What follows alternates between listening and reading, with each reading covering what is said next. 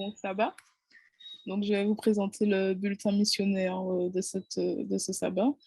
Nous partons tout de suite au Japon et je serai l'intermédiaire d'Asegawa Aoue, qui a 65 ans. Donc, elle dit ceci, qu'elle souhaitait ouvrir un restaurant au Japon où les gens pourraient se maintenir en meilleure santé, tout comme elle l'avait fait dans une station thermale adventiste de l'État américain de l'Alabama.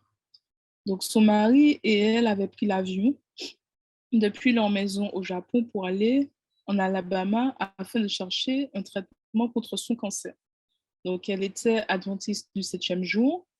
Elle avait entendu dire que les médecins adventistes travaillant dans une station thermale pourraient être en mesure de les aider. Donc, son mari n'était pas chrétien et comme il mangeait des aliments végétaliens et faisait de l'exercice, leur corps a commencé à changer. Donc, elle dit qu'elle a perdu beaucoup de poids. Son mari a arrêté de fumer. Il a aussi commencé à lire la Bible et il a été baptisé à l'Institut. Ensuite, malheureusement, son mari est mort une semaine après son baptême. Il n'avait que 56 ans. Elle était triste, Hasegawa était triste, mais elle était aussi heureuse parce qu'ils avaient convenu de se retrouver au ciel. De retour au Japon, elle a compté ses économies et elle a réalisé qu'elle avait plus qu'assez pour vivre. Donc, elle voulait utiliser son argent pour répandre l'évangile au Japon, où seul 1% de la population est chrétien. Donc, elle a donc commencé à prier en disant ceci: Mon Dieu, que dois-je faire? Un jour, elle a lu Ésaïe 55, verset 13 pendant sa méditation. Et ce verset dit: Au lieu des buissons s'élèvera le cyprès, au lieu de l'ortie croîtra le myrte, et ce sera pour l'Éternel une renommée, un signe perpétuel qui ne sera pas retranché. Alors à ce moment-là, elle a su qu'elle voulait ouvrir un restaurant où elle pourrait aider les gens à être en meilleure santé, à se sentir mieux, comme elle l'avait fait en Alabama. Elle s'est dit: peut-être pourrais-je aussi gagner leur confiance et les orienter vers Jésus. Donc, elle a décidé de donner au restaurant le nom de Myrte, d'après ce verset d'Ésaïe. Le même jour, elle s'est promenée dans une rue de sa ville natale, juste à la sortie de Tokyo, et elle a vu un terrain à vendre. Donc, c'était un endroit parfait, près de 3 églises adventistes.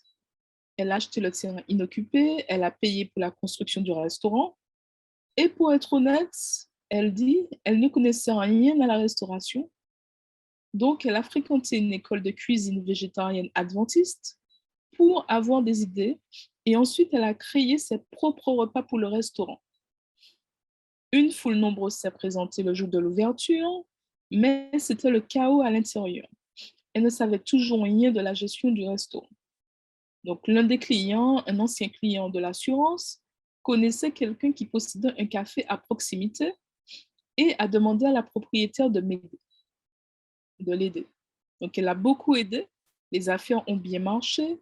Myrthe est l'un des rares restaurants totalement végétariens de la région de Tokyo. Et elle va à son travail dans les assurances le matin.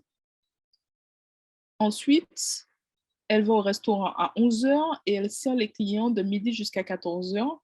Et évidemment, le restaurant est fermé le jour du sabbat.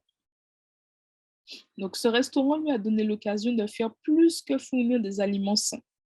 Une habituée du restaurant qui est atteinte d'un cancer du sein a demandé des informations sur un mode de vie sain. Elle a partagé avec elle de la littérature adventiste. Une autre habituée, une femme célibataire, lui a dit qu'elle cherchait de nouveaux amis. Donc, elle l'a invitée à visiter son église et elle est venue plusieurs fois. Donc, le but principal du restaurant, c'est de conduire les gens à Jésus. Ellen White a dit: Dieu veut que nous établissions des restaurants végétariens dans les villes. Correctement gérés, ils deviendront des centres d'évangélisation. Donc, c'est tiré d'évangéliser les villes.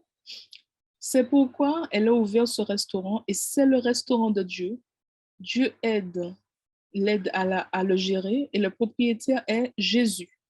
Donc, ce qu'il faut savoir, c'est que l'Union du Japon compte 97 églises 48 groupes et 14 978 membres. Sur une population de 126 180 000 habitants, cela représente un membre pour 8 424 personnes. Le premier adventiste du 7e jour à se rendre au Japon fut Abraham Larue, un missionnaire américain indépendant travaillant en Chine. Dès 1889, Larue a fait plusieurs voyages au Japon, distribuant des publications adventistes à Yokohama et à Kobe. Alors, donc on nous parle aussi de Stephen Haskell qui s'est rendu en 1890 et a rapporté dans la revue qu'il y avait eu un baptême et que plusieurs personnes intéressées désiraient respecter le sabbat. Donc, on nous parle encore de nombreux ouvriers, des premiers ouvriers adventistes du 7e jour qui avaient été envoyés au Japon. Et il s'agit de Granger, ancien président du Ellsberg en Californie, et ainsi que Okohiro, un japonais ancien étudiant de Ellsberg. Ils sont arrivés à Tokyo le 19 novembre 1896 et ont créé l'école biblique Shiba qui a été rapidement fréquentée par 60 jeunes hommes. Donc voilà, c'est le bulletin de ce soir.